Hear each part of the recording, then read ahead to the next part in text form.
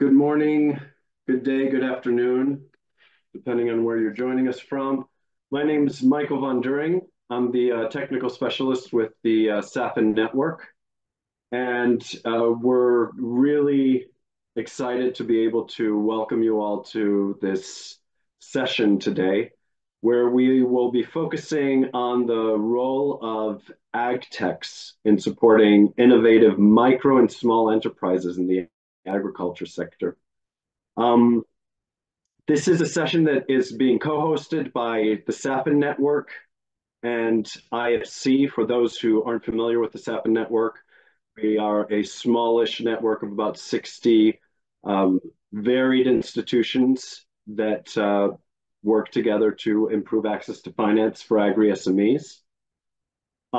Before passing on to our first speaker to just give us a little bit of background on the session, a few ground rules here. I would ask everyone, if you can, please to stay on mute and put any questions that you may have into the chat.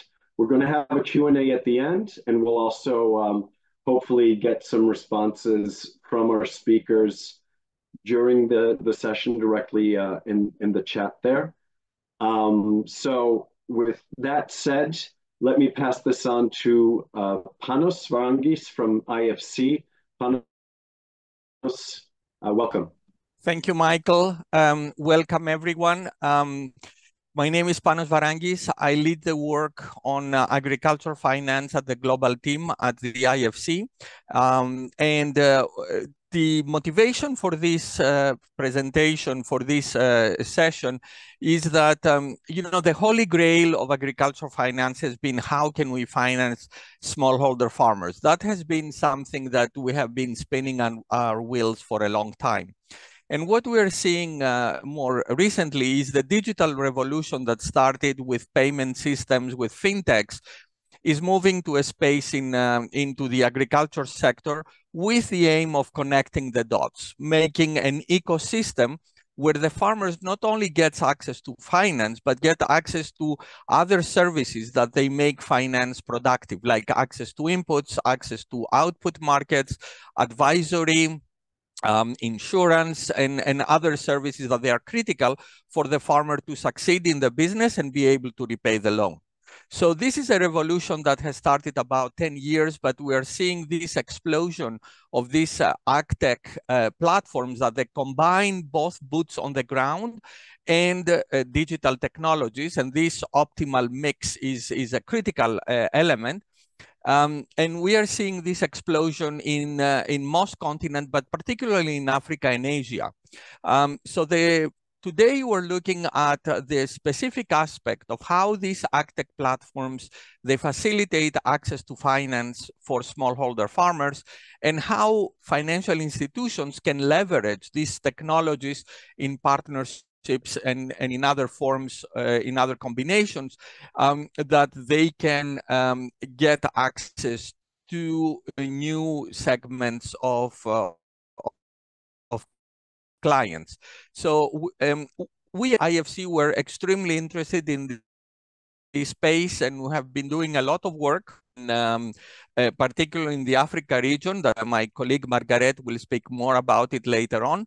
But before that, we started about 2 years ago.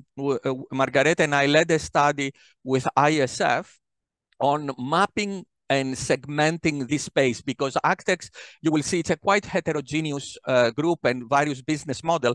So we thought before we go into this space, we better understand the various segments and the various types of agtech platforms. So without further ado, I'd like to introduce Sarah Deverman, who is who led this study on from the ISF part, and will present the results of this mapping and segmentation. Sarah, the microphone is yours. Thank you. Thank you, Panos and Michael. It's nice to meet everyone. My name is Sarah Deverman. I work with ISF Advisors as a manager in our strategic advisory practice. And as Panos mentioned, I've done quite a bit of work with IFC regarding the ag tech and climate tech landscape in sub-Saharan Africa and beyond. There's a few publicly available reports out there, both on landscaping of agtechs in sub-Saharan Africa, as well as a specific deep dive on agroclimatic risk providers. So today I'll just go through a few slides to provide a brief overview of the agtech sector in low and middle income countries prior to us hearing the panel.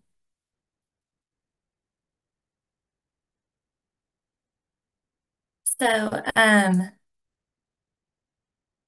Michael, I'm not sure if I can see the presentation just yet.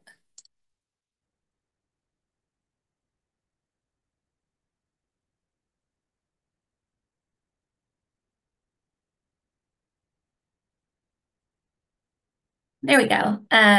So to get started, as many of you know, the ag tech sector has rapidly matured over the past decade. This has been driven by shifts on both the supply side and the demand side. On the supply side, ag techs have started with innovative business models and technological advancements to reach previous hard-to-reach populations, such as smallholder farmers or agri-SMEs.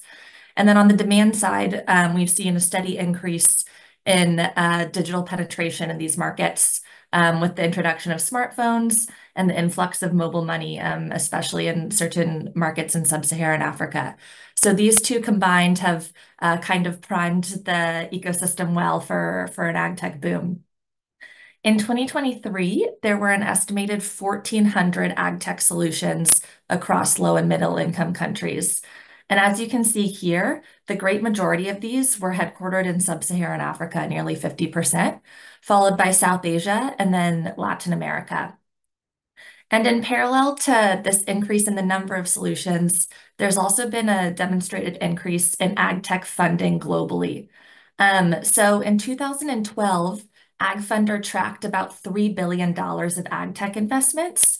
And by 2022, this number increased by almost 10x, nearing $30 billion of ag tech investments. The total over that 10-year span was around $200 billion globally. And while only a fairly small portion of the pie went to low and middle income countries, estimated at around 13 billion, it's still quite an impressive number and is continuing to grow. Next slide.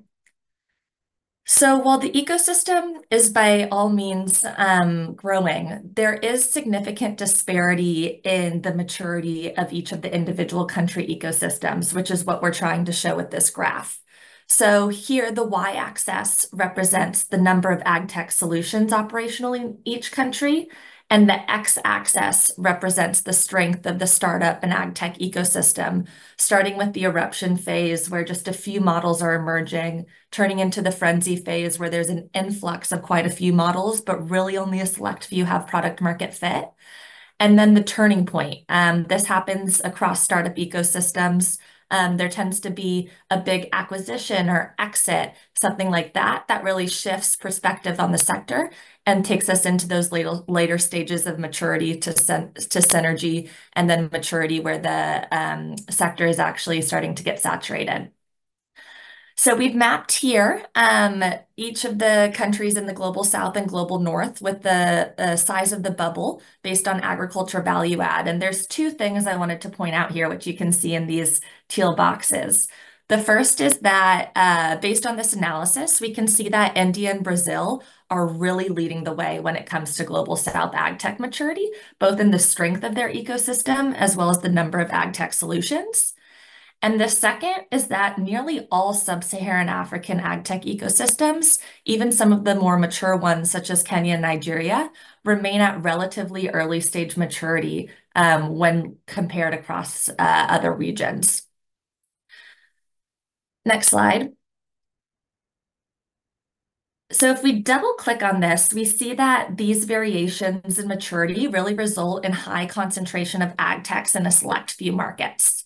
It's estimated that around 70% of ag tech solutions are concentrated in just 10 low and middle income countries. In sub-Saharan Africa, the frontrunners are definitely Kenya and Nigeria, which about half of the ag tech solutions are headquartered. In South Asia, over 80% of ag tech solutions are headquartered in India. In Latin America, the leader is Brazil with over 60%. And in Southeast Asia, nearly half of all ag techs are headquartered in Singapore and Indonesia, which is important and an important trend to recognize. And these countries all also remain the broader startup hubs of each of the regions. Next slide. So while those slides have kind of provided a broad overview at the country level of the ag tech ecosystem, next is trying to really understand what type of models exist in the market today.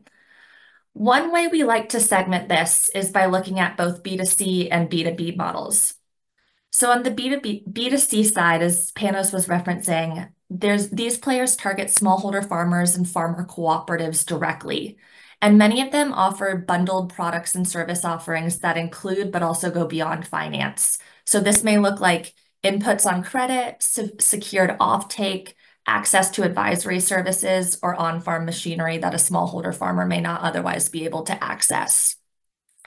And then on the B2B side, these players have a wider range of target audiences. Some target all 4 target audiences, and some only target 1. But one of the target audiences is financial service providers. The players that target these providers really work to provide improved data and decisioning, so these providers can reach hard-to-reach populations such as smallholder farmers. There's also agri-MSMEs that agtechs can help be more innovative through a variety of software and hardware solutions. On the software side, solutions provide improved management or logistics.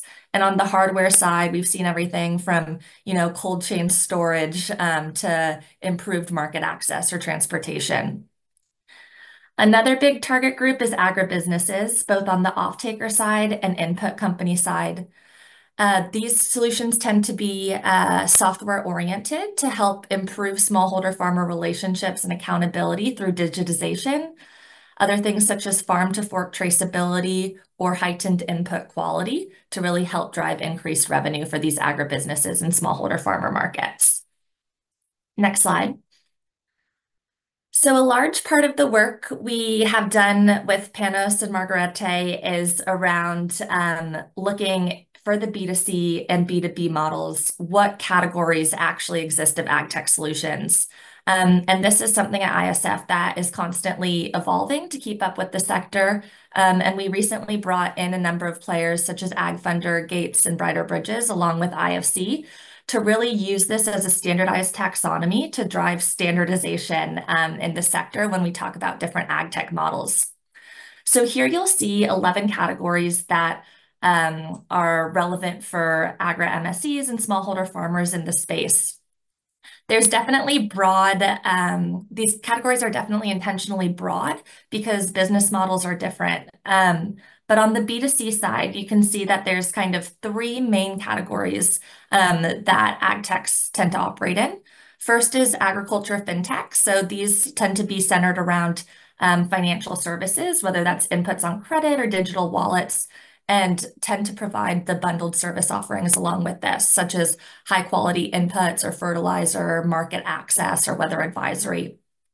The second is agriculture marketplaces, which their bread and butter is really a platform business model where they connect farmers or SMEs with other users in the agriculture value chain. And then last on the B2C is farm robotics, mechanization, and equipment, which are providers of on-farm machinery or equipment, generally using innovative financing models such as pay-as-you-go to help smallholder farmers access solar irrigation pumps or tractors that would otherwise be too costly. On the B2B side, there's quite an array of models. This ranges from everything from an ag biotech working to develop drought-resilient seeds to logistics and warehousing infrastructure that provide cold chain storage or warehouse receipt systems to the middlemen in the value chain, all the way to software providers such as supply chain management services that provide traceability and farmer digitization, and agroclimatic risk providers that work with banks to help assess agroclimatic and credit risk. So I can talk about this taxonomy for quite a while, but I know we want to get to the panel. So if we go to the next slide, I'll just close by acknowledging that despite the rapid growth in the sector, many ag tech models still face continued barriers to scale.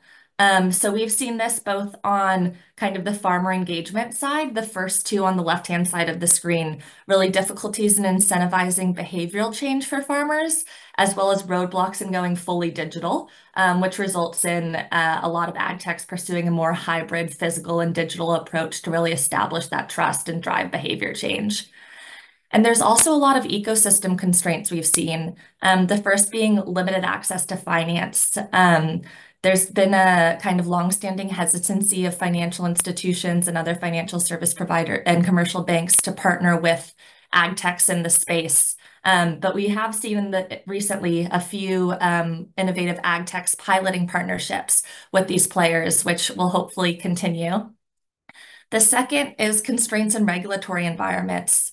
There's often very murky regulations in low and middle income countries around digital financial services that vary country by country or even at the sub-country level. The third is poor physical and digital infrastructure. So overall, there's really a lack of data sharing in the sector, as well as just lack of physical infrastructure in many places that can really help these ag techs scale further. And then lastly, just a disconnected ag tech ecosystem with a lot of players working in silos. So conversations like this that foster increased collaboration between ag techs and broader ecosystem actors are really great to see. So with that, I'll hand it back to Margarete to introduce the panel.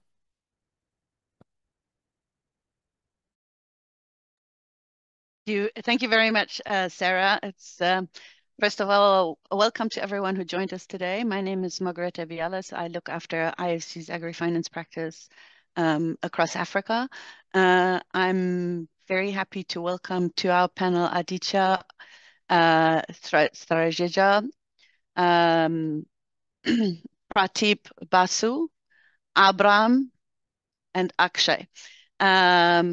All of which represent different agtechs, and I will let them go and introduce their respective technology companies. So thank you for making the time for joining us for this discussion.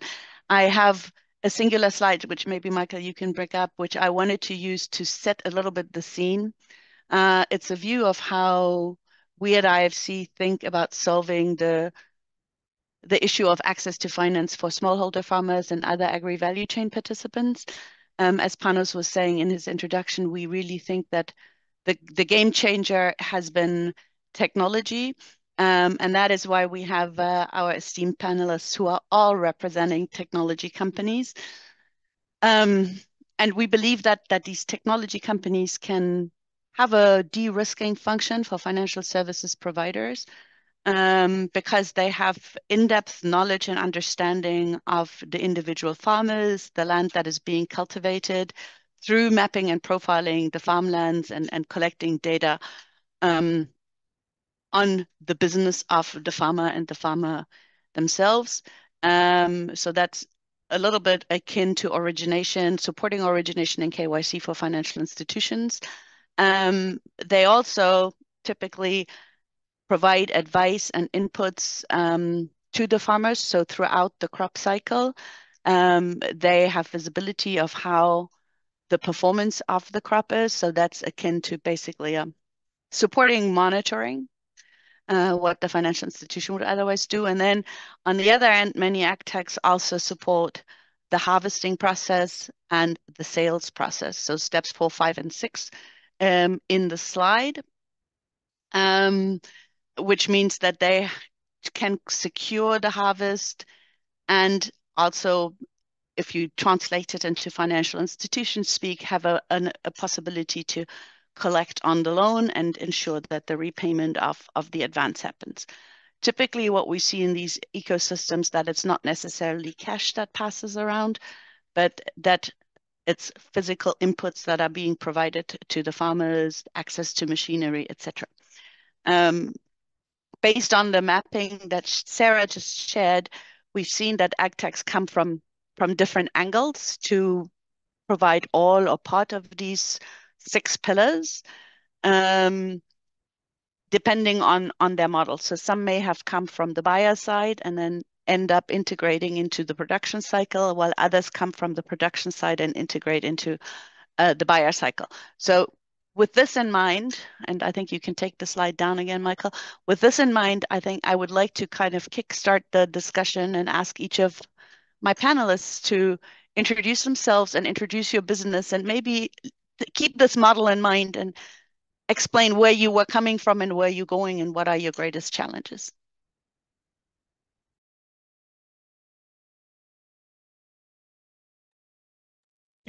Okay, maybe I'll kick things off. You Hi, can kick everyone. things off, and then we'll go around with Prateep, Abram, and Akshay after. Thank you. So thank you everyone for taking the time. My name is Aditya. I lead strategy and business planning for Jiva.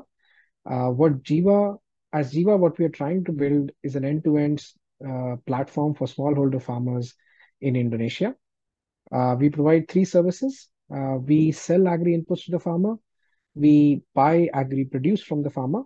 And third is we provide free advisory on how to better grow crop and also post-harvest practices. We started our journey as an offtake player. So Jiva is a corporate venture of Olam, which is a large agri trader and a processor.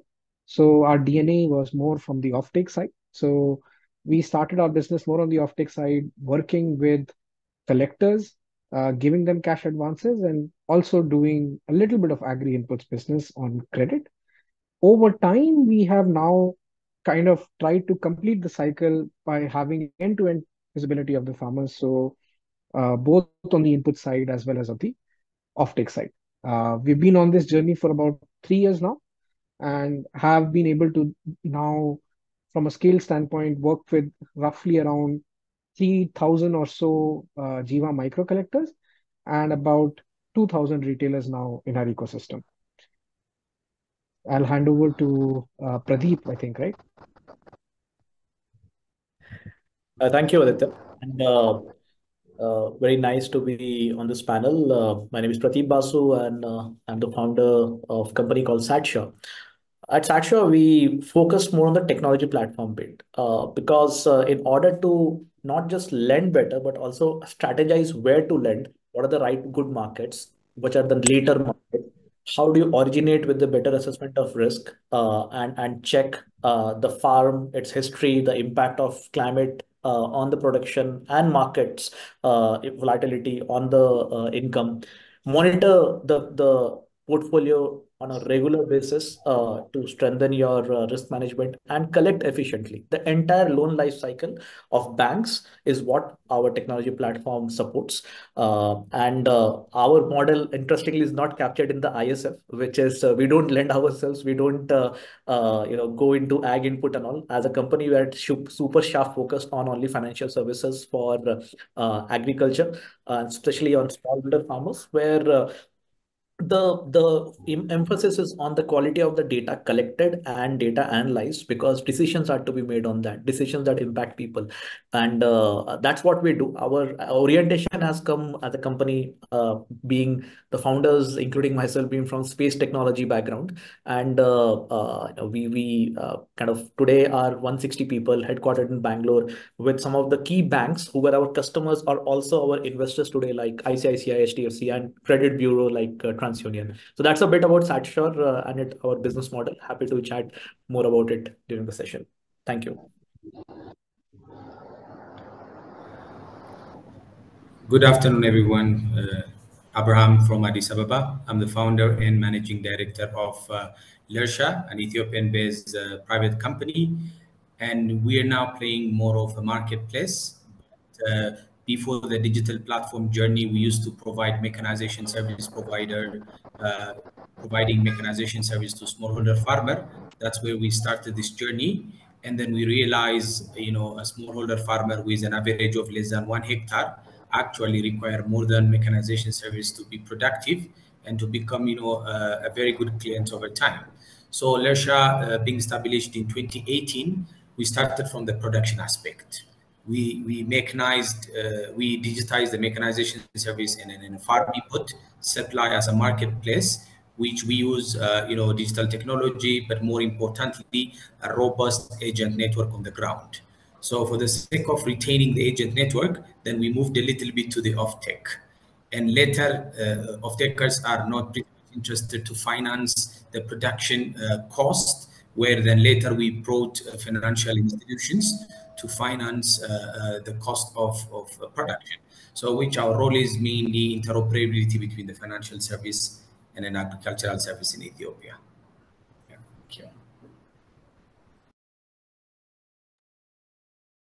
Hello, everyone, and thanks once again to the IFC and the SAFN team for putting together this panel. My name is Akshay Chandrasekhar. I lead investor relations and sustainability at Apollo Agriculture. Apollo's business is quite simple. It is to help farmers make more money.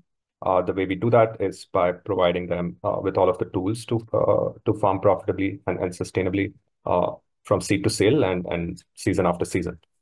We do that by providing them access to, I guess, solving many of the problems that previous panelists have spoken about, providing them access to high quality inputs, financing, digital advisory, risk management solutions, and soon access to fair and transparent markets. All of this is powered using our proprietary digital assets, leveraging the points also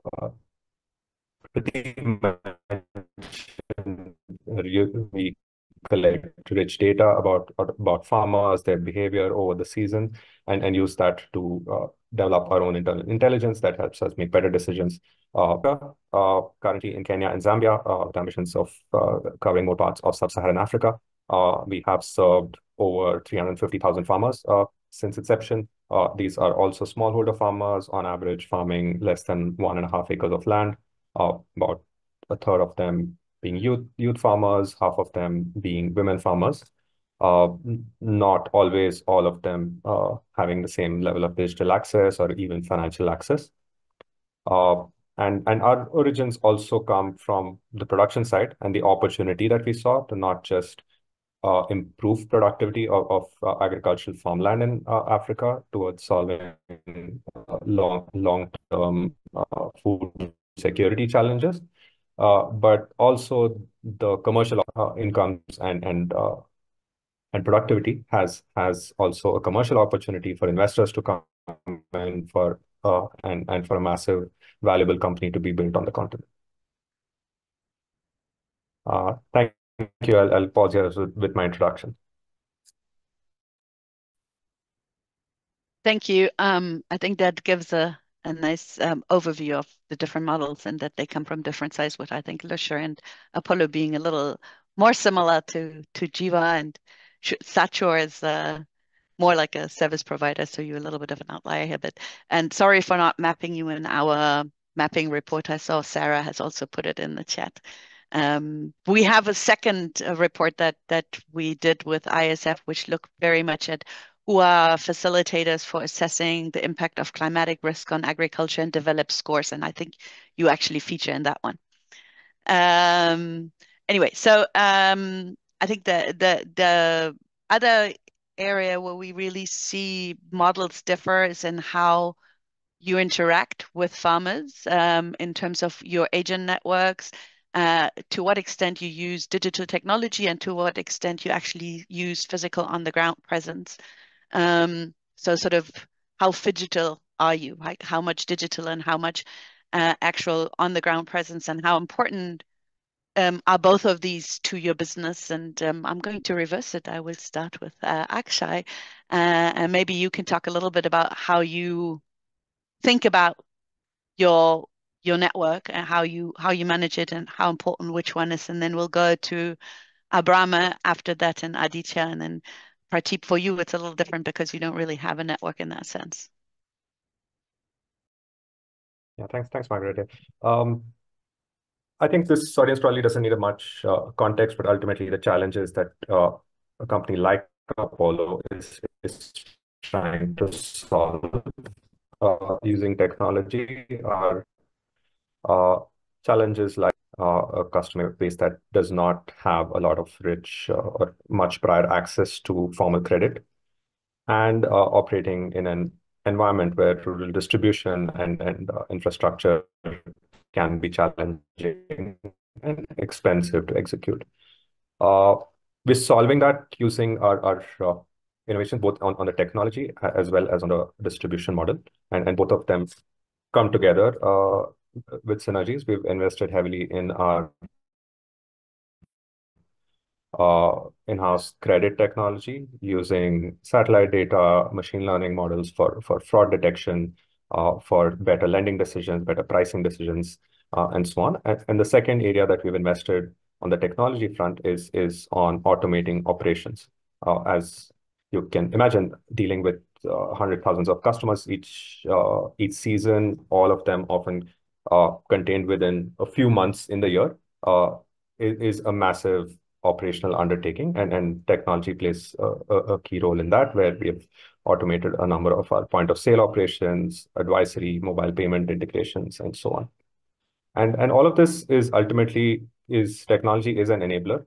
It is as well know at the end of the day, produce and inputs need to move from point A to point B in the real world, and all of that is enabled through our distribution models. And so to execute that at scale, we work with two sets of partners. The first being field agents, we have a network of last year we worked with close to 7,000 plus field agents across Kenya and Zambia. These are, you could think of them similar to what Aditya, who are more savvy in farmers, and bringing them onto the platform, including things like marking GPS boundaries of the farm and so on. The other set of partners we work with are agro dealers. These are small farm input shops. You could think these are micro enterprises that are also trying to increase their customer access, provide services like selling inputs on credit and so on, and they provide us the last mile distribution network, and we work with close to 700 plus agro dealers in the geographies. The idea of working with these partners is to create win-wins on what success means for them. Could be in driving higher incomes and higher footfalls and greater customer engagement. And that is the same kind of outcome that Apollo is also trying to drive for its business. Happy to dive in more, but I'll pass it on. Before you pass Abraham. it on, you spoke a little bit about the activities of your agents. I think where we've seen differences in the agent management model is really also in the tenure that they're with you. So are they sort of, freelancers, and how are they compensated? And possibly, I mean, compensation is not the only value proposition, right? But what else might be your value proposition for agents to come and work with Apollo, and be your face to the customer? If you could maybe touch on that a little bit before I move it on. Absolutely. Great question. Today, the short answer is we work primarily in season with field agents, although many of them do continue to perform tasks with Apollo through the season as well. They're compensated on the task-based model.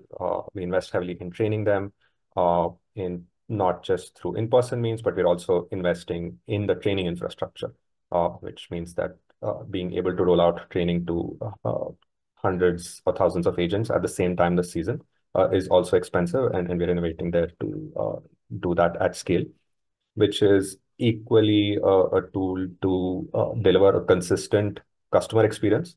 But we're also, for the first time, providing many of these field agents who don't have access to formal job opportunities. We're giving them access to trainings on good agronomic practices, farm management, and so on.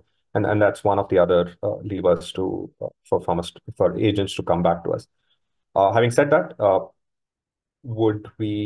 it is built on the constraint that farming is a seasonal business. Would we like to have models where we can engage through the season? That's something that is on our roadmap, and we're quite excited about, because we also realize that farming is a behavioral-led business, and influencing and changing farmer behavior towards more sustainable practices also needs you to be present with them on the ground and hand-holding them through a complex, really what is a very, very complex livelihood. But yeah, keen to learn from other members in this panel as well. Let's move it on to Abraham, because I think your model is slightly different. Over to you. Thank you. Thank you, Margaret. I actually would like to echo some of the point mentioned by Akshay. But I think even in the previous report by SAFE, the use of digital services, whether it is financial or agricultural services, more to improve access to service for small farmers, which later drives productivity and production. But I think the effectiveness of such digital platforms are highly dependent on how farmer friendly they are. Because, for example, in the Ethiopian context, Lersha is trying to provide multiple service by promoting a one-stop digital solution to farmers.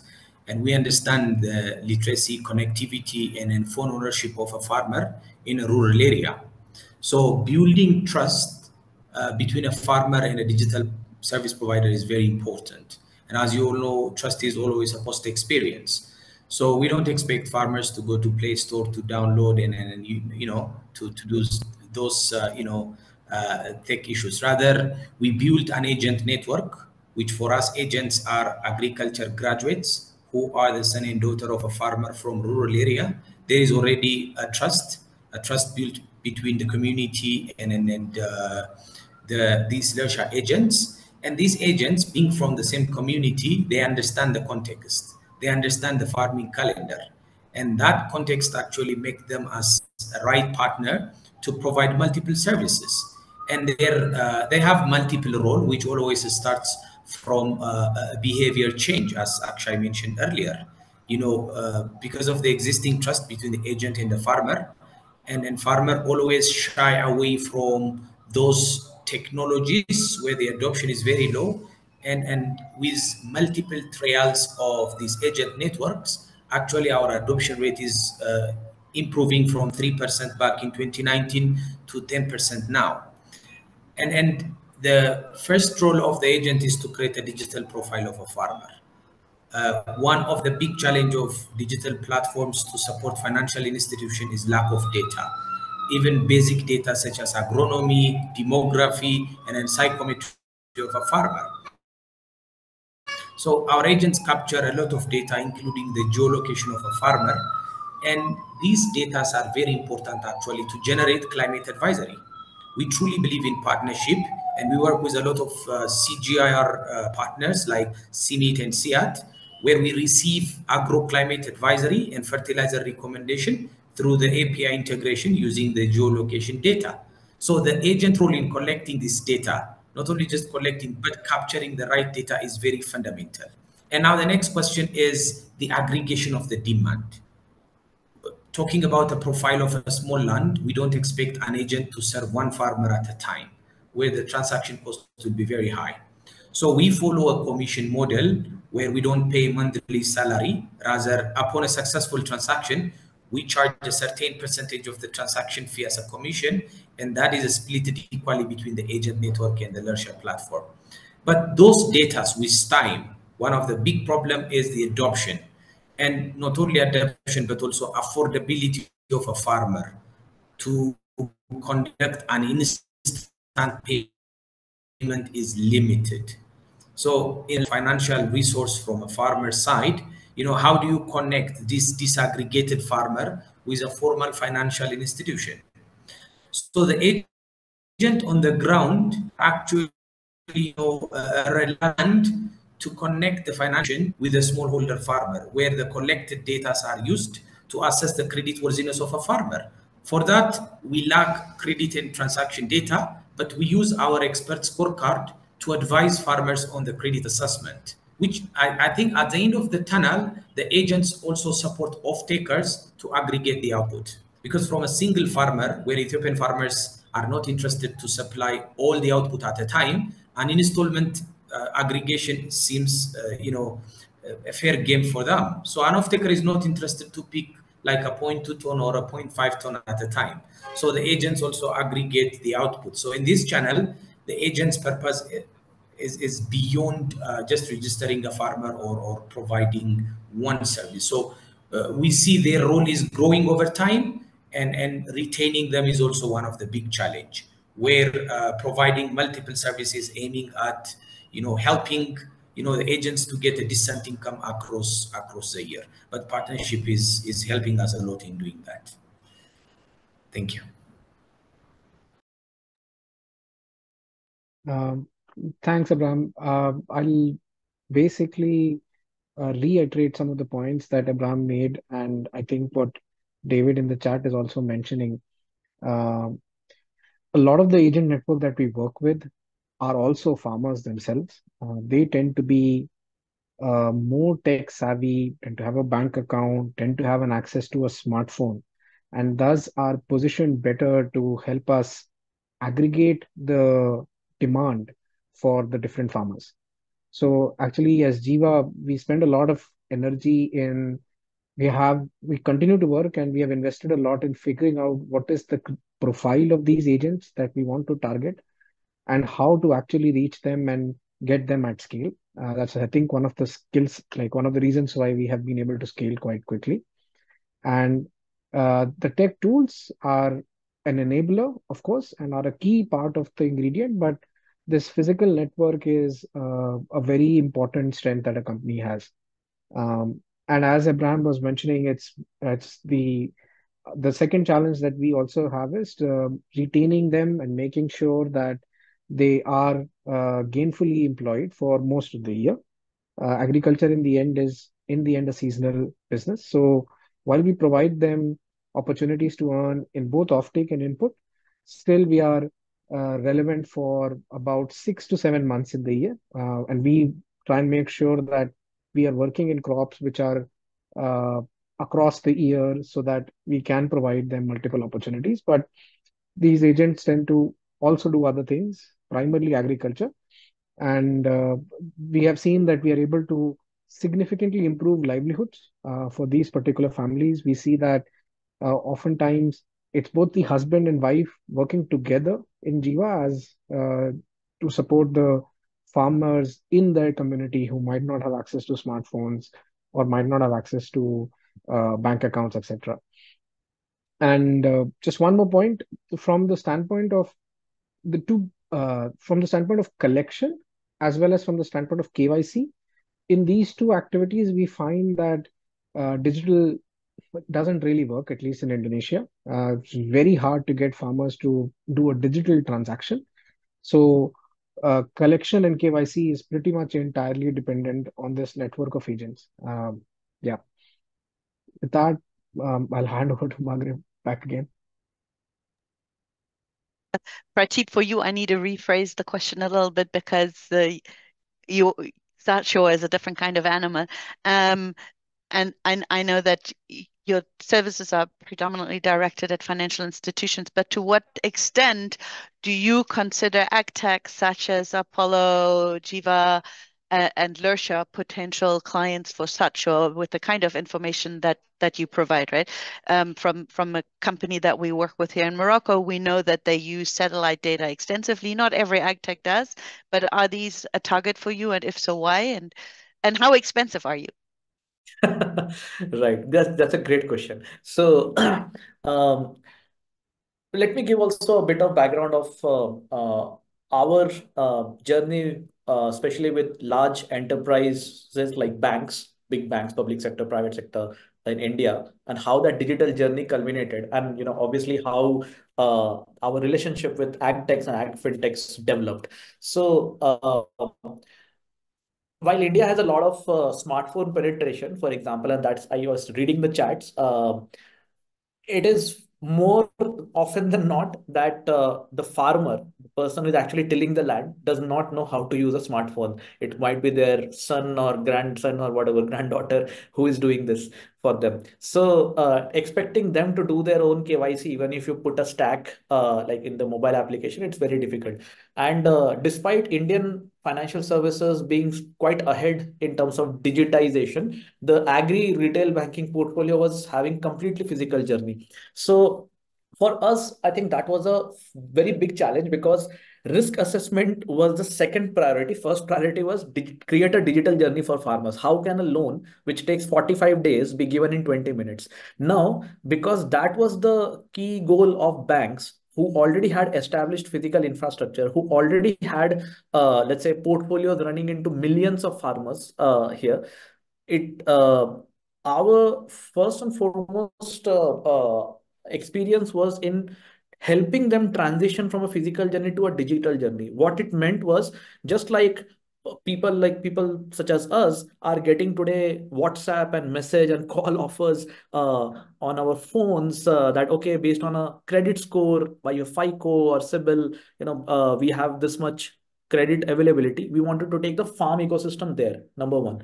Number two was we had to go through this journey because if you show that with the existing set of good farmers that banks have already acquired, our system works, then only they would have the intent to go after smallholder farmers who are still not part of the institutional credit system. Now, that was the place where the agtechs partnering came in. Why? Because the banks have also, like at least in India, they have very good rural infrastructure, branch infrastructure. But what the agtechs provide is an integrated data flow of transactions, input use, etc., which banks would not have.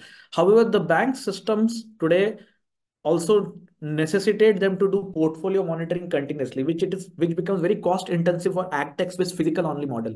So our partnership with firms like GY in India has been about using our technology platform and experience of working with financial services to onboard farmers who are too risky for the banks, develop the credit history jointly, and then the banks become interested in those smallholder farmers. So it's an ecosystem that is evolving. We are a technology platform that chose to work with the enterprises who have the scale because we wanted to go for the scale. Whereas with agtechs, the cost and time of customer acquisition, new farmer acquisition would take time, and some of them would want to internalize certain systems here, but at the end of the day, they are not regulated entities like banks. So we have to be very, very, very, I would say, uptight on the quality of data we used to. We are providing to the banks to lend, collect, because they can be fined. Compliance are there. That does not go for ag fintechs, and that is the kind of scaling partnership that we offer to ag fintechs to start also distributing or co-lending with the banks because it becomes a common technology platform. Prateep, actually, that's a very interesting point around data. And I have two different thoughts. One, I think, Abraham, we had in the chat a discussion about mobile phone penetration. Is access to a phone to be able to receive agronomic advice a concern? And I know Ethiopia has one of the lowest, albeit growing, mobile phone penetration rates. How do you deal with that specific challenge that some of the farmers that you are providing services to may not actually have access to phones? And then I'd like to go back. Thank you, Margaret. A very valid question. The mobile ownership of a farmer is a growing issue in Ethiopia, but as it stands, it's less than 50%, precisely to be 47% of rural farmers in Ethiopia own a mobile phone, but also the type of a mobile phone, most of the mobile types are SD types, a small screen. So when you send a longer version text for a farmer on agroclimate advisory might not be realistic. So a couple of years ago, we used to be a true believer of if a farmer own a mobile phone and a number, sending SMS is a solution. But we realized the majority of the farmer, due to literacy, only few of them actually get the message and then use it. So to ease that challenge, we started disseminating a voice blast. So a farmer will receive a recorded voice of an agroclimate advisory or extension or an alert. By just picking up their phone, they can listen to 45 seconds to 60 seconds. And because we also have a call center, in case some instructions are not clear, they can call back with 7860, where a trained call agent provide that two-way communication a possibility. With the entry of Safaricom, now the cost of mobile device, the cost of connectivity is also becoming more farmer friendly, which in my perspective, it's still expensive and require, a lot of cut for farmers to enjoy these access to different advisories. But a kind of, relatively affordable device for farmers to enjoy such a digital platform is very, very relevant. But for those farmers without a phone, we have an agent network on the ground. And we also use the government extension workers, where they also receive this advisory in addition to the farmers and in our Lersha agents. So in that way, we are trying to create more access, but I think more has to be done to improve farmers' access to device, Margaret.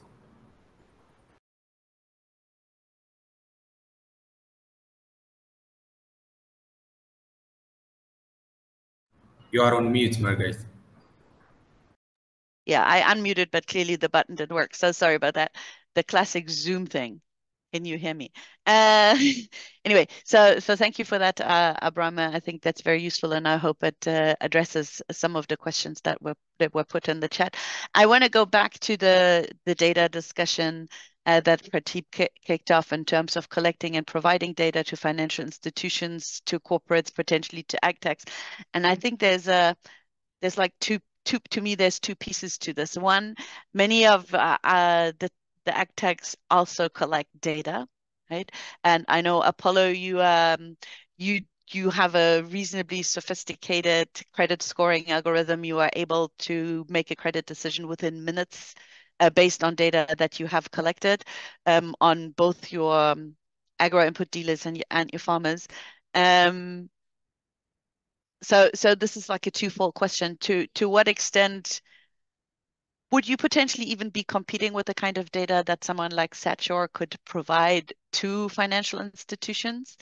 Because ultimately that's part of these sort of 6 pillars that I spoke about at the beginning, that you have so much knowledge about the farmers and the crops and what's going on, that it can be very valuable data for a bank to also develop its credit scoring, right? So is there a bit of a competitive element between the two of you? And then the other side, could you see yourself as a consumer of data that Satcho produces, for example, satellite imagery and things like that?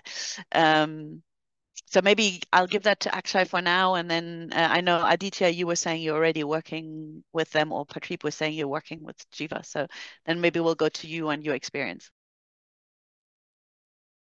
Yeah, thanks for the question, Margaret. I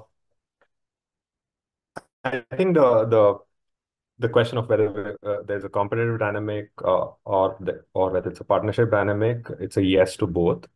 But having said that, at least from my perspective, but at the same time,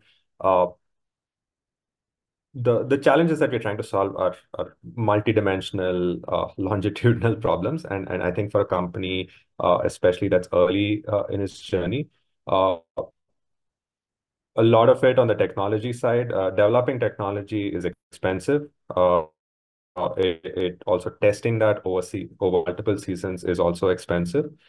And for a company that is still early and does not maybe have the resources that large corporations may have, it comes down to a matter of prioritization. Like there are some problems that we can solve today, while some others need to be pushed out to some other day.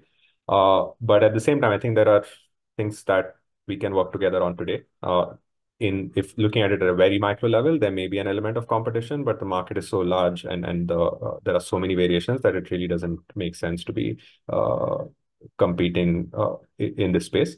I would say there is also an opportunity, not just for a company like Apollo to consume data from companies like Satshore, but also the reverse. I would expect that there is a demand for ground truthing of satellite imagery or other kind of sensor-driven data, where a field agent network can provide services in return to help ground truth data that is coming from remote sensing. And so I think in there are definitely synergies that we can explore. But yeah, also curious to hear Pradeep's views on this. Absolutely, Akshay. I think you were bang on mark that the market is so big. I don't think competition should be a word in ag and ag finance at this point.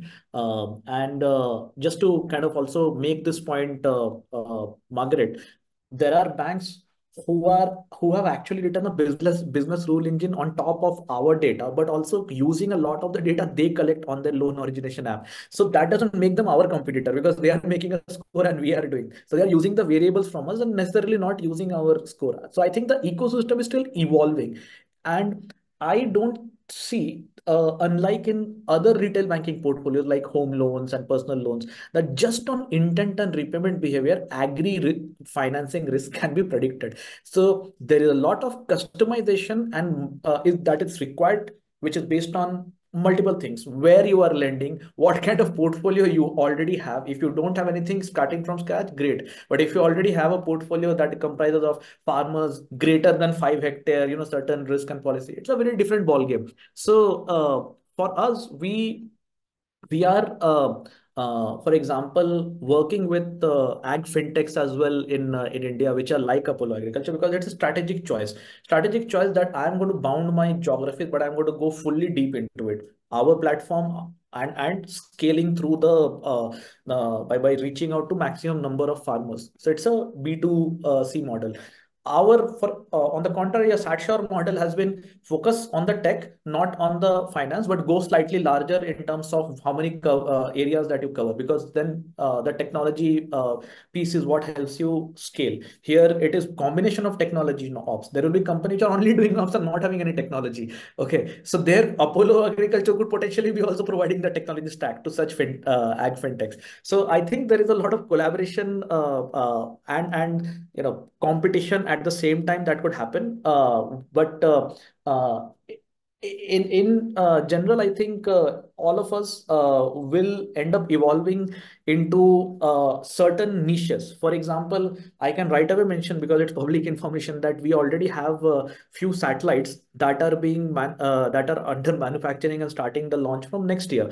Why did we have to go satellite and not financing ourselves? Because we chose that path, that we want to make sure that if our vision is to enable financial inclusion of smallholder farmers, the open data which is available from today from European Space Agency and all is not helping to analyze the small farms.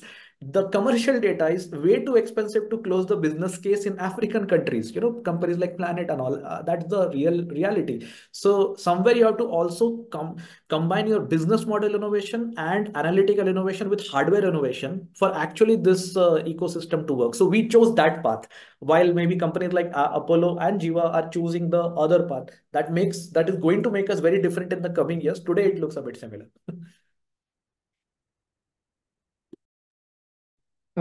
From our standpoint, we don't work with Satshore. We have had some discussions, but like currently we don't work with Satshore. The challenge, I think, which is bigger, is like, at least in Indonesia's case, is the traditional finance institutes are very, very reluctant to actually fund the smallholder farmer ecosystem.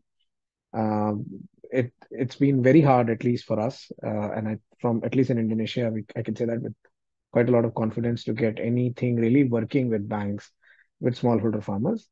Uh, Retailers, yes, there are solutions out there for them, but unfortunately for farmer level financing, there is very little. And also, I like the data sets, etc., are helpful, but I think there is at least in our experience, to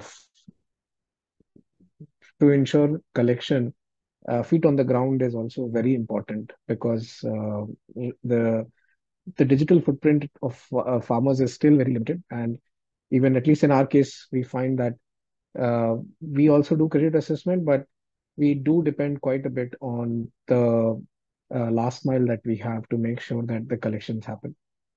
That's still key. Thanks. And Aditya, there was a question that popped up in the chat that I think is well housed with Jiva. and that's really around B2B models and to what extent local small processors will be sourcing inputs from smallholder farmers locally, right? And I think because of where you come from, where the genesis of Jiva is, that's probably your value chain that you've been working on. And Omo, I know that we had an engagement as IFC in Kenya with a company called Twiga. That was sort of their business model to provide locally sourced inputs to local businesses that would be using these inputs. And I think they've gone through a number of iterations in their business model. I don't know what your experience has been. There have been quality issues, I believe. Yeah, so that's the challenge with working with these MSMEs. But we do work with them at Jiva, and we are looking to expand that portfolio where we essentially work on tolling agreements with some small scale processors, where we have the farmer connection and we request the farmers to move the produce to these particular tolling houses. Then we go to a bigger, after the processing is done, to a bigger processor. And we believe that's a key part of the value that we bring to our large customers as well as to the smallholder farmers because they can earn more through it. Yes, but quality management there is very critical. So we end up needing to manage the quality closely by having people, our own people there to make sure. But it's a very like it's a business line that's growing quite well for us, and we are quite hopeful that we can scale that part.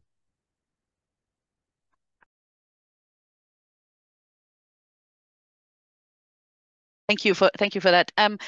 I want to kind of take the data discussion that we started a little bit into the financial institutions piece, right? So as I was explaining initially, one of the things that IFC thinks can be a game changer is really putting together these partnerships between agtechs and financial institution. And Pardeep, in your discussion about what Satcho is doing, you already said that there is a lot of opportunity for financial institutions to leverage the in-depth knowledge and the data that agtechs have to expand lending.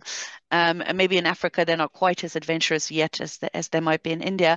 But maybe I can pass it back to the panel and starting off with Abraham. What is your experience in your relationships with financial institutions in terms of accessing funding for yourself as a tech company? And in terms of providing access to finance to smallholder farmers, input providers, the buyers at Farmgate. And then I take it from Abram to Akshay, because I think your models differ a little bit as to how you work with financial institutions. Thank you, Margaret. I think it's a good point. And when we talk about financial institution in Ethiopia, we are somehow ranging from microfinance, banks, and insurance companies. In current Ethiopia and in most African countries, microfinances are relatively much closer to smallholder farmers. But I think they are less digital, and then doing in a more integrated manner with the microfinance is a bit difficult. And at the same time, their interest rate is also a bit heavy, which makes their product less affordable for the farmer. And when it talks about scale, most of the microfinance operate in a very, we were working much closer with commercial banks. One of the big challenge working with a commercial bank is their limited understanding of the agriculture sector. Most of the banks understand agriculture as a risky business, and most of your time is spent on convincing them how the risk management can be done by using a different tool. They are more tech savvy. They have a different digital platform. So the integration part using API or with a dashboard is much easier. But I think one of the requirement is data to assess the creditworthiness of a farmer. And we don't have, consecutive historical data, let's say for 5 years, to show how a farmer is creditworthiness for financial institution. Most of the commercial banks also struggle with liquidity. So, when you talk about smallholder farmer where the risk is relatively perceived as high, this liquidity become one layer of a problem. But also they have a solid requirement for risk sharing facility or a loanable fund. So as an agtech company, we always try to collect a lot of data to provide an insight about the creditworthiness of a farmer, and later also to make sure this repayment is not always about cash coming to the bank, rather an off-taker, buying or submitting of a part of a produce to an off-taker is a kind of repayment for the bank. In connecting these all dots, data is a very important element, but beyond data, building that trust between these different players with the different characteristics. As you know, commercial off-takers like Maltaris, they are in a different business line, and then you have to promote a bundled product. And I think for the last 1 year, with this our collaborative approach with IFC, Souffle, Dashin Bank in Ethiopia, we are trying to bring multiple player on the same table to decide for the same issue, providing finance to smallholder farmer. So even if it takes time, it's doable. It is doable with a continuous communication, providing a transparent approach of information sharing, and that's bringing a good result in Ethiopia, which we are trying to pilot this year, and learning and results from the pilot. We hope to go for a scale as well. So unlike Lursha, actually the Apollo model is different because you basically are the lender to a large extent. So maybe talk a little bit about your experience with financial institutions, and if there's one thing you could really wish for you would change, what would that be? Yeah, for sure. So you're right, Margaret, we do lend on our own balance sheet. And our founder likes to say that we don't do it dogmatically, but we do it pragmatically, because that's the fastest way to market. So we've decided to raise our own capital because it was the quickest way to get our services out to farmers. And to do that, we've been successful in raising money from a range of investors. I'll talk mainly on the debt side, but have worked with impact first lenders, DFIs globally, all of whom have come in with fairly straightforward structures, term loan structures that are often in hard currency. And one of the challenges there with hard currency is that many of the countries that we work with are also exposed to pretty high FX volatility. And if most of our lending is happening in local currency, that creates some exposure.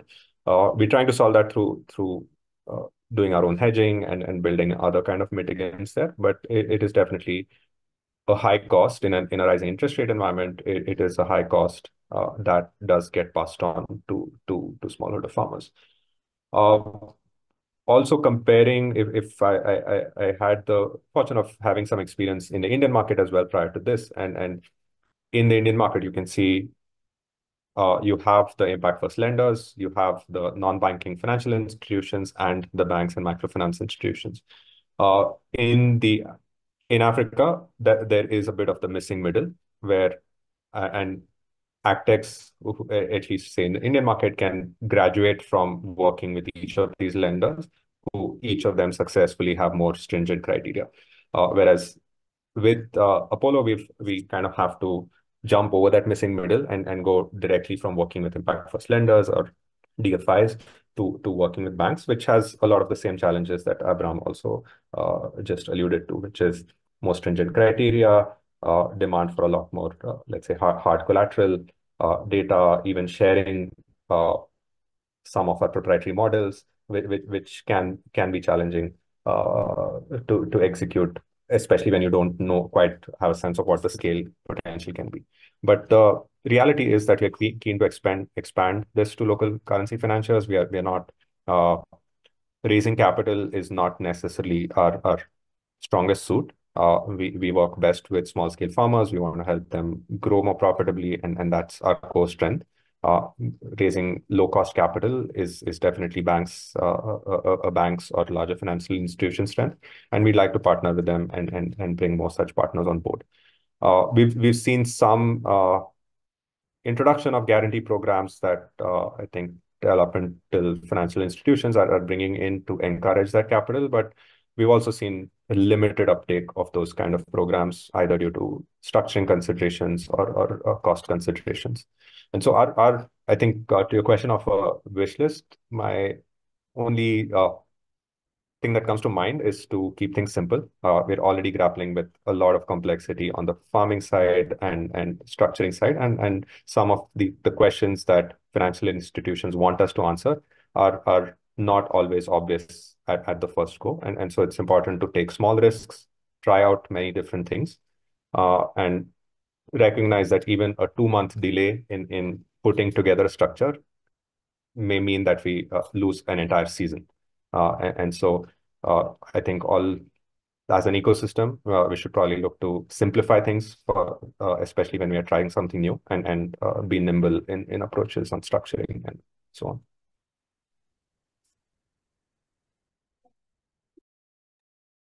Thanks. And I think we have sort of a little bit of different skill sets here. I think Jiva, you are in the process of building out relationships with farmers. I think one of the things that we as IFC are trying to do is really help with building out these partnerships. I think Abraham was alluding to this. I'm not going to have every one of you answer each one of these questions because I think we'll run into duplications. I do want to move a little bit to questions from the chat, and I think Aditya, this is also more towards a Jiva discussion. There is a question around what should farmers do, or are there solutions for farmers who want to move into a more industrial type of processing in their local markets? So to be able, I guess, to supply local processors at scale, what would farmers need to do? What would you expect farmers to have? And do you provide solutions, help in getting farmers there? So what it's primarily around, obviously around two things. One is on quality, and the other is so the quality of the produce, which means access to good quality inputs, then good quality post-harvest practices. And the second part is scale, right? So the farmers that are larger obviously get the benefit of then selling to having the ability to aggregate, create a truckload, and send to a large buyer. The way we are trying to help is like first helping farmers understand what is the quality requirement for different mills and different processes. So in our like digital applications, we try and explain that, okay, this particular mill takes this type of quality, this is the price. For a different quality set, this is the price. And on the input side, we try and make sure that we try and make the access of agri inputs, like the seed especially, more democratic and more easily available across different villages, etc.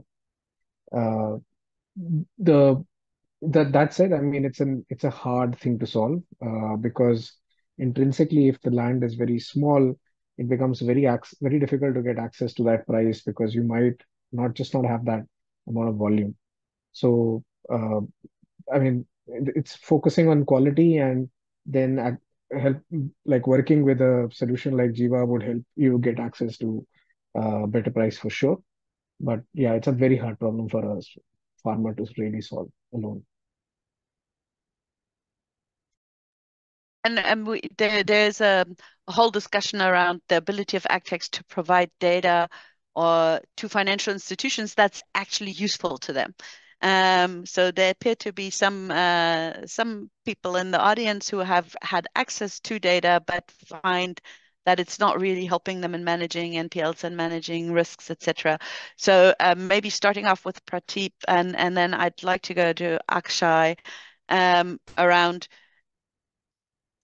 can data be supplied in a way that the bank actually finds it useful? And the reason, I mean, Prateep, this is your business, but the reason I'm asking Akshay is because you have a sophisticated scoring model, and I think there are discussions around what kind of data points might banks want or need, or do you collect? Right? Oh, question to me? Yeah, okay.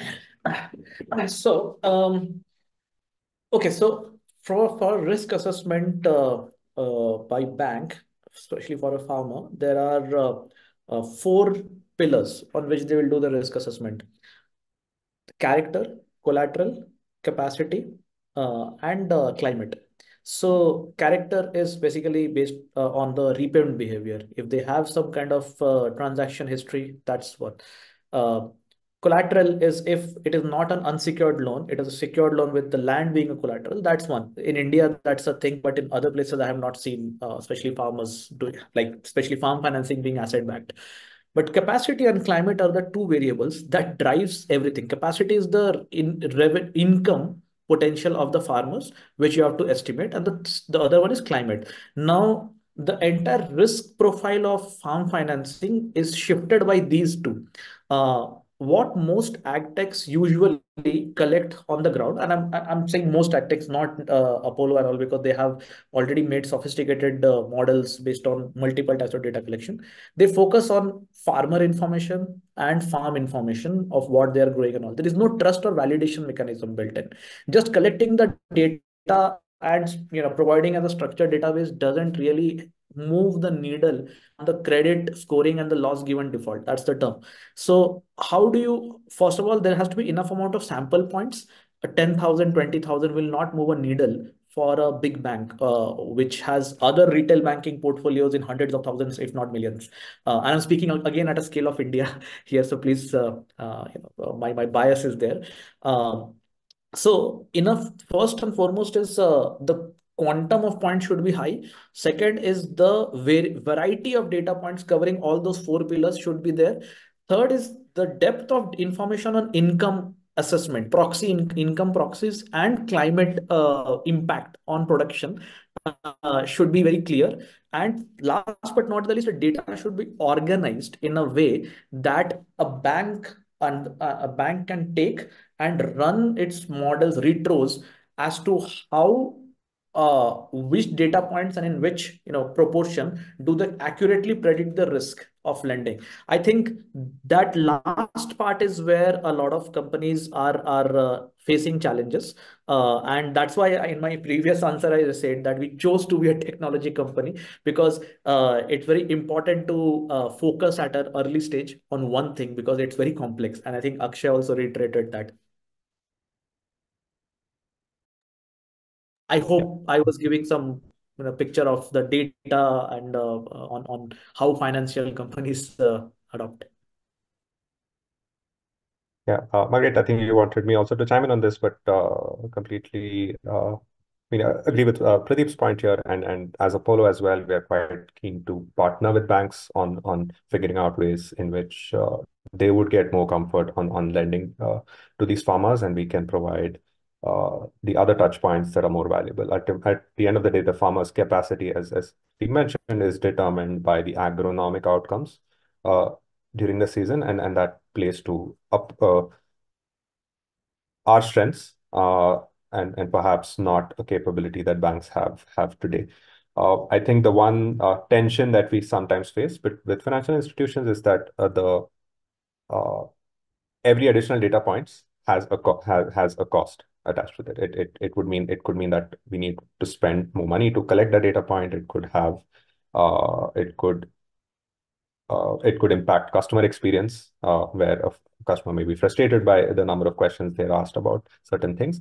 And that becomes more critical when you're working with small ticket sizes. If your loan size is $100 to $200, then every touch point with the customer needs to be extremely optimized. And so you need to be, every data point that you collect from farmers needs to be very consciously evaluated on whether it is actually influencing your credit decision, or it is just another data point that does not have an impact on credit performance. And so that's one area I think where we are also learning along the way and work with our partners also to educate them and get them on board and comfortable with that kind of an approach. Thanks, Akshay. Maybe I'll pass it to Fred Migada from Centenary Bank and check in. Did this address your questions, or would you like to add to your question and see if there's nuances we did not cover? Thank you so much. I hope I'm loud and clear. Yes, my question was partly answered. Probably, since we're going into like a partnership, could we sit on a round table and discuss probably these are the data points that I would wish you to capture on the platform? Capture 1, 2, 3 about the customer, capture this about the business, such that at the end of the day, the bank is comfortable. It's all banks would love to finance these smallholder farmers, but just like everyone knows, by nature, their businesses are risky. How we manage risks in the bank could be slightly different from how you approach the risk management from a technology perspective. But at the end of the day, technology probably, when improved with the data analysis from a banker's perspective, would form a model that would speak well to both the technology partner, to the bank, and to the customer as well. So I do believe one of the missing links is that close collaboration between the banks and the technology companies to ensure that at the end of the day, all parties are satisfied, and we shall also have a satisfied farmer. Thank you. Thank you very much, Fred. That was very useful. Maybe Abraham, because you are currently in in-depth discussion with Dashan Bank as a potential partner to provide funding to a pilot portfolio of farmers. Maybe you can talk a little bit about the kind of ongoing discussion you have and how that impacts the data you collect and the data you make available, so that maybe there's some more transparency into the process. And then I'd have a last question that goes maybe starting off with Prateep, but also Aditya and Akshay, feel free to chime in. And that is around consumer protection. If data is being shared, are there any protective mechanisms in place? I mean, in Europe, we have GDPR, but how do you deal with data and ensure data confidentiality and consent to data sharing and things like that? And then I would close it out and pass it to Nadia. Sure. I'll be going first, I guess. See, for us also, we have to be GDPR compliant because we work with European customers and have European offices. So when we discussed about also ground data, for us, the ground data is very important, but not the farmer's personal information, just the location and crop information for model training. What we have done is a multifold measure of protecting the identity with banks. Why? Because see, banks anyway have to get the KYC. So when they are using our tools to capture the information, it gets masked at our side, the personal information, and it is mapped with the bank's database through some unique identifiers, usually the loan account ID. So the banks who are regulated entities, they have to, they are responsible for protecting the data of the farmers, and they do that. While capturing the data of the farmer, they also ask for an informed consent to share the data. In a state called Karnataka, this pilot was run by government called Fruits Farmer Registry, where there is a SMS which goes to the farmer mobile phone in case it's a digital acquisition, and they have to click on the link that they consent to sharing their data with the bank, and the fact that there will be assessment based on that information. So it's a combination of the digital architecture, the ethical architecture of informing farmer, and also the fact that the awareness about it is getting much and much better amongst farmers today about how to protect their privacy. Earlier, it was not there. I think agtechs just collected whatever data they could without any security measures. That's the truth. Abraham, maybe you can talk a little bit about the process with the bank and then what you do for data protection. Yes, yes. Thank you, Margaret. I think it's a good question, Fred. And when it comes to data collection, I think the purpose of data collection is very important. In most cases, agtech companies, they collect data without consulting financial institution. And when we take the analysis of that data, one thing we have to realize, for example, in our case, Dashin Bank is regulated by the National Bank of Ethiopia. So there are some data sets where they can't override. So which means we have to collect that. And such data collections are very expensive because you need to go directly to the farmer at the village, and you need to capture in a right template as well. But also banks, all of the banks, they have an internal procedure. And then some of the procedures are flexible to be, to say it's okay, you can't collect it. But overall, the data collection process is a bit heavy operation and a bit expensive because you meet each farmer at a time using the agent network. So the incentive that you pay to motivate agents to collect data is a bit expensive, but also the data sharing is very important. How do you share the data? In our case, for example, we built a robust kind of a dashboard where a bank access the analytics or the outcome of the expert scorecard assessment, but not the entire raw data. Ethiopia also recently signed a kind of data sharing policy where we also are abide by that. Also, we are certified by INSA, where we can't share all the sensitive data to the third party without the consent of the farmer. So the intention is very important when you share data. The intention here is to assist banks to make decision and then provide financial service to smallholder farmer. And we try to provide the analytics of the data, the outcome of the data, not the entire 98 data points that we collect from the farmer. And we are also responsible to protect and not to expose farmer to, in any kind of wrongdoing because of the shared data. I want to pass it to Nadia to close out, but I'll give Akshay and Aditi 30 seconds each if you want to add anything that's not yet been said before passing it. No, not much to add from my side. I think despite not being a regulated entity, we in many jurisdictions, including Kenya, there are regulations coming around digital financial providers, and that comes with compliance requirements and having, I mean, the fact that we're dealing with regulated entities on the other side makes it naturally incumbent on us to also meet those requirements.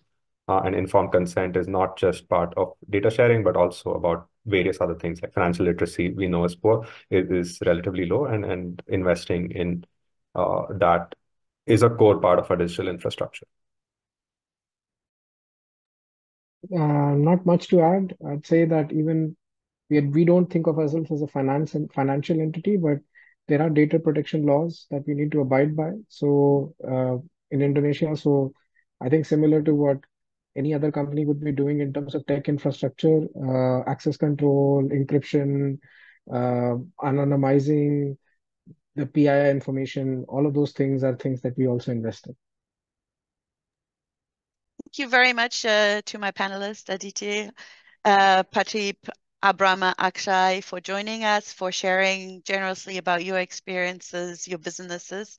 And with that, I think I pass it back to Nadia of the Safin Network to close out the session, and we'll be going 2 minutes over, so I apologize to everybody for the slight delay. Thank you so much.